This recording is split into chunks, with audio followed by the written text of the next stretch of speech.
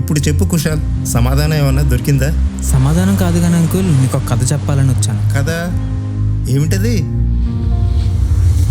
ఒక అమ్మాయిని డైరెక్ట్గా చూసినప్పుడు ఐసులో ఒక మెరుపు పుట్టాలి.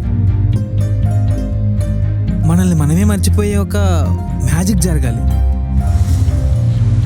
నేను ఈరోజు మార్నింగ్ నుండి 23 ప్రపోజల్స్ చేశా. ఏంటి 23 మందికా? నేను చచ్చినా యాక్సెప్ట్ చేయను. మీరు ఆల్రెడీ సింగిలేగా, ఈ చిన్న హోప్ చాలదా? మీ హోప్స్ మీ దగ్గరే పెట్టుకోండి, నాకు లవ్ చేయడం ఇంట్రెస్ట్ లేదు.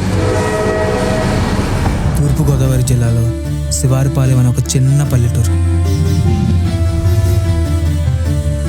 నువ్వు వెళ్ళిన ఇంటర్వ్యూ ఏమైంది? అధికార హస్తాలు తడిపితే గానీ నిరుద్యోగ దప్పిక తీరదంటున్నారు. ధనరేఖ గురించి చెప్పుకున్నాం కదా, ఇదే ప్రేమరేఖ. కవి గారు కవ్వింపు కవితలు రచించడం ప్రారంభించారే.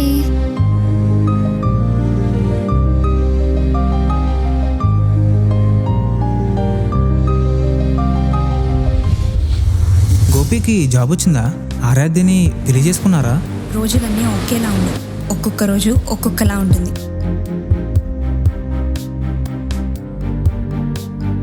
మా అమ్మాయికి ఏదన్నా ప్రమాదం జరిగింది అనుకో, ఎవరు రెస్పాన్సిబిలిటీ తీసుకుంటారు?